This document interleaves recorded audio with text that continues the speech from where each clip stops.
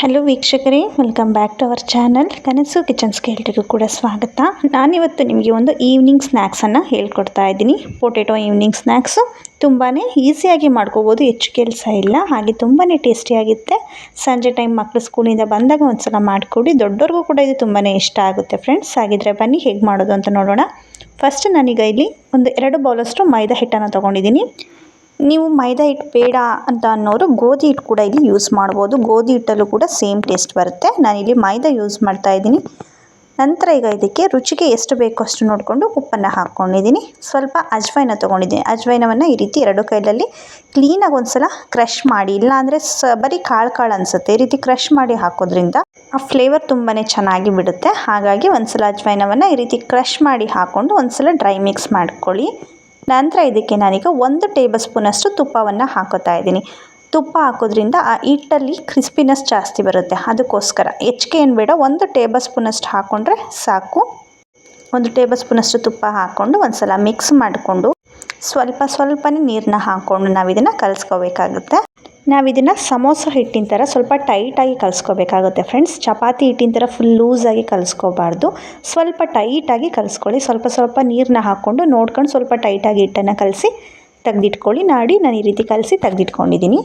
ನಂತರ ನಾನೀಗ ಇಲ್ಲಿ ಒಂದು 4 ಆಲೂಗಡ್ಡೆಗಳನ್ನ ಬೇಯಿಸಿಟ್ಕೊಂಡಿದ್ದೆ, ಅದನ್ನು ಈ ಥರ ತುರ್ಕೋತಾ ಇದ್ದೀನಿ. ತುರಿಯೋದ್ರಿಂದ ಏನಂದರೆ ಸ್ಮ್ಯಾಶ್ ಮಾಡೋದಕ್ಕಿಂತ ಇದು ತುಂಬಾ ಚೆನ್ನಾಗಿ ಬೇಗ ಸ್ಮ್ಯಾಶ್ ಆಗುತ್ತೆ ಈ ರೀತಿ ಮಾಡ್ಕೊಳ್ಳೋದ್ರಿಂದ. ನೋಡಿ, ಹಾಗಾಗಿ ತುರ್ಕೊಬಿಟ್ರೆ ತುಂಬಾ ಬೆಟರು. ನಿಮ್ಗೆ ಹೇಗೆ ಅನಿಸುತ್ತೋ ಹಾಗೆ ಮಾಡ್ಬೋದು. ಸ್ಮ್ಯಾಶರ್ ಕೂಡ ನೀವು ಯೂಸ್ ಮಾಡ್ಬೋದು. ಕ್ಲೀನಾಗಿ ಸ್ಮ್ಯಾಶ್ ಆದ ನಂತರ ಇದಕ್ಕೆ ಸ್ವಲ್ಪ ಕೊತ್ತಂಬರಿ ಸೊಪ್ಪು, ಸಣ್ಣದಾಗಿ ಕಟ್ ಮಾಡಿರುವಂತಹ ಈರುಳ್ಳಿ, 1/4 ಟೇಬಲ್ ಸ್ಪೂನಷ್ಟು ಚಾಟ್ ಮಸಾಲವನ್ನು ಹಾಕ್ಕೊಂಡಿದ್ದೀನಿ. ಚಾಟ್ ಮಸಾಲ ಎಕ್ಸ್ಟ್ರಾ ಫ್ಲೇವರ್ನೇ ಕೊಡುತ್ತೆ ಫ್ರೆಂಡ್ಸ್ ಈ ಚಾಟ್ಸ್ಗೆ.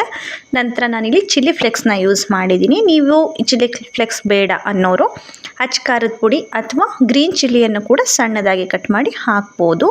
ನಂತರ ನಾನು ಇದಕ್ಕೆ 1 ಚಿಟಿಕೆಯಷ್ಟು ಅರಿಶಿನ ಪೌಡರು, ಗರಂ ಮಸಾಲ ಪೌಡರು ಮತ್ತು ರುಚಿಗೆ ತಕ್ಕಷ್ಟು ಉಪ್ಪನ್ನು ಹಾಕ್ಕೊಂಡಿದ್ದೀನಿ. ಎಲ್ಲವನ್ನು ಹಾಕ್ಕೊಂಡಿದ್ದ ನಂತರ ಇದನ್ನು ಕ್ಲೀನಾಗಿ ಒಂದು ಸಲ ಮಿಕ್ಸ್ ಮಾಡ್ಕೊಳ್ಳೋಣ. ಕ್ಲೀನಾಗಿ ಮಿಕ್ಸ್ ಮಾಡ್ಕೊಂಡು ಇದನ್ನು ತೆಗೆದಿಟ್ಕೊಬಿಡೋಣ ಒಂದು ಸೈಡ್ಗೆ. ನೋಡಿ, ಈ ರೀತಿ ನಾನು ಮಿಕ್ಸ್ ಮಾಡಿ ತೆಗೆದಿಟ್ಕೊಂಡಿದ್ದೀನಿ. ನಂತರ ನಾವು ಚಪಾತಿಯನ್ನು ಲಟ್ಟಿಸುವಂತಹ ಮಣೆಯಲ್ಲಿ ನಾವೇನು ರೆಡಿ ಮಾಡಿ ಇಟ್ಕೊಂಡಿದ್ವಿ ಅಲ್ವಾ ಹಿಟ್ಟು, ಆ ಹಿಟ್ಟನ್ನು ಕ್ಲೀನಾಗಿ ಒಂದು ಸಲ ರೆಡಿ ಮಾಡ್ಕೋಬೇಕು, ಹರ್ಕೋಬೇಕು. ಲಟ್ಟಣಿಗೆಯಲ್ಲಿ ಕ್ಲೀನಾಗಿ ಹರ್ಕೊಳ್ಳೋಣ. ಈ ರೀತಿ ಹರ್ಕೊಂಡಿದ ನಂತರ ಮಧ್ಯ ಭಾಗಕ್ಕೆ ನಾನಿಲ್ಲಿ ಕಂಟೈನರ್ದು ಕ್ಯಾಪ್ನ ತೊಗೊಂಡಿದ್ದೀನಿ. ನೀವು ಇನ್ ಕೇಸ್ ಯಾವುದಾದ್ರೂ ಬಾಕ್ಸಿನ ಕ್ಯಾಪು ಯಾವುದಾದ್ರೂ ತೊಗೋಬೋದು. ಈ ಸೈಜ್ನಲ್ಲಿ ಒಂದು ಕಂಟೈನರ್ ಕ್ಯಾಪ್ನ ಮಧ್ಯದಲ್ಲಿ ಇಟ್ಟು ಸೈಡಿಗೆ ನಾವೇನು ಮಿಶ್ರಣ ರೆಡಿ ಮಾಡ್ಕೊಂಡಿದ್ವಿ ಅಲ್ವಾ, ಆ ಮಿಶ್ರಣ ಎಲ್ಲವನ್ನು ಕೂಡ ರೌಂಡಾಗಿ ಈ ರೀತಿ ಕವರ್ ಮಾಡ್ಕೋಬೇಕಾಗುತ್ತೆ. ಪೂರ್ತಿಯಾಗಿ ಕವರ್ ಮಾಡ್ಕೊಳ್ಳಿ ಫ್ರೆಂಡ್ಸ್, ಏನಾಗಲ್ಲ. ಈ ರೀತಿ ಕ್ಲೀನಾಗಿ ಕವರ್ ಮಾಡ್ಕೊಳ್ಳಿ. ಜಾಸ್ತಿ ಆದರೂ ಪರವಾಗಿಲ್ಲ, ಕಡಿಮೆನಾದರೂ ಹಾಕ್ಕೊಳ್ಳಿ, ಟೇಸ್ಟ್ ಚೆನ್ನಾಗಿರುತ್ತೆ, ಏನು ಹಾಳಾಗೋದಿಲ್ಲ. ಈ ರೀತಿ ಹಾಕ್ಕೊಂಡಿದ ನಂತರ ನಾವೇನು ಮಧ್ಯದಲ್ಲಿ ಕ್ಯಾಪ್ ಇಟ್ಟಿದ್ದೀವಿ ತೆಗಿಬೇಕಾಗುತ್ತೆ.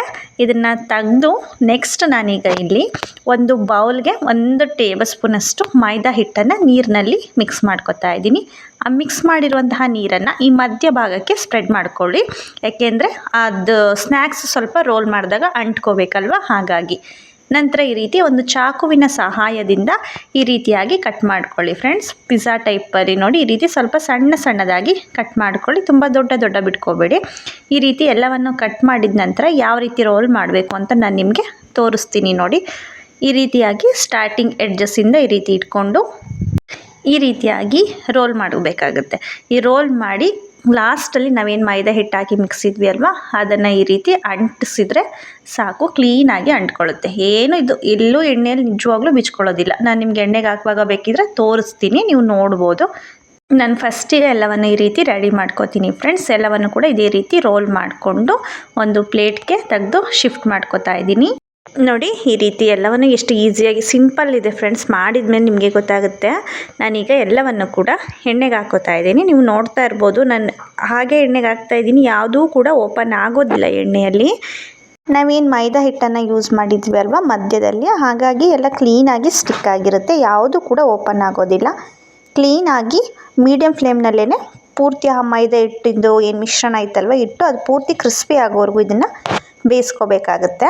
ನಾನು ನೋಡಿ ಈಗ ಈ ರೀತಿಯಾಗಿ ಎತ್ತಾಕ್ತಾ ಇದ್ದೀನಿ, ನೋಡ್ತಾ ಇರ್ಬೋದು ನೀವು. ಆ ಆಲೂಗಡ್ಡೆದು ಏನು ಮಿಶ್ರಣ ಕೂಡ ಹೊರಗಡೆ ಬಂದಿಲ್ಲ, ಎಲ್ಲ ಕ್ಲೀನಾಗಿ ಸ್ಟಿಕ್ ಆಗಿರುತ್ತೆ. ಅದು ಕೂಡ ಎಣ್ಣೆಯಲ್ಲಿ ಸೈಡ್ಸ್ ಎಲ್ಲ ಕ್ಲೀನಾಗಿ ಬೆಂದಾಗ ಅದು ಕೂಡ ಒಂದು ಫ್ಲೇವರ್ ತುಂಬಾ ಚೆನ್ನಾಗಿರುತ್ತೆ ತಿನ್ನೋದಕ್ಕೆ. ನೋಡಿ ಈ ರೀತಿಯಾಗಿ ಎಲ್ಲ ಬೇಯಿಸ್ಕೊಂಡಿದ್ದೀನಿ. ಎಷ್ಟು ಚೆನ್ನಾಗಿ ಕಲರ್ ಬಂದಿದೆ ಅಂತ ನೀವು ನೋಡ್ತಾ ಇರ್ಬೋದು. ಅದು ಪೂರ್ತಿ ಕ್ರಿಸ್ಪಿಯಾಗಿ ಎಲ್ಲ ಬೆಂದಿದೆ. ಟೇಸ್ಟ್ ತುಂಬಾ ಚೆನ್ನಾಗಿರುತ್ತೆ. ನೋಡೋದಕ್ಕೆ ಎಷ್ಟು ಚೆನ್ನಾಗಿ ಕಾಣಿಸ್ತಿದೆಯೋ ತಿನ್ನೋದಕ್ಕೂ ಕೂಡ ಅಷ್ಟೇ ಚೆನ್ನಾಗಿರುತ್ತೆ. ಟೊಮೊಟೊ ಸಾಸ್ ಜೊತೆ ತಿನ್ನೋಕ್ಕಿದು ಮಕ್ಕಳಿಗೆ ತುಂಬಾ ಖುಷಿ ಆಗುತ್ತೆ ತಿನ್ನೋದಕ್ಕೆ ಫ್ರೆಂಡ್ಸ್. ನೀವು ಕೂಡ ಮನೆಯಲ್ಲಿ ಮಿಸ್ ಮಾಡದೆ ಇದನ್ನು ಮಾಡಿಕೊಡಿ. ನೋಡಿದ್ರಿ ಅಲ್ವಾ ಎಷ್ಟು ಸಿಂಪಲ್ಲಾಗಿ ಈ ಸ್ನ್ಯಾಕ್ಸ್ ರೆಡಿ ಆಯಿತು ಅಂತ. ಯಾರಿಗೆಲ್ಲ ಈ ರೆಸಿಪಿ ಇಷ್ಟ ಆಗಿದೆಯೋ ಪ್ಲೀಸ್ ಲೈಕ್ ಮಾಡಿ, ಶೇರ್ ಮಾಡಿ. ಹಾಗೆ ನನ್ನ ಚಾನಲನ್ನು ಇನ್ನೂ ಯಾರೆಲ್ಲ ಸಬ್ಸ್ಕ್ರೈಬ್ ಮಾಡದೆ ಹಾಗೆ ನೋಡ್ತಾ ಇದ್ದೀರೋ ಪ್ಲೀಸ್ ಸಬ್ಸ್ಕ್ರೈಬ್ ಮಾಡ್ಕೊಳ್ಳಿ. Thank you for watching.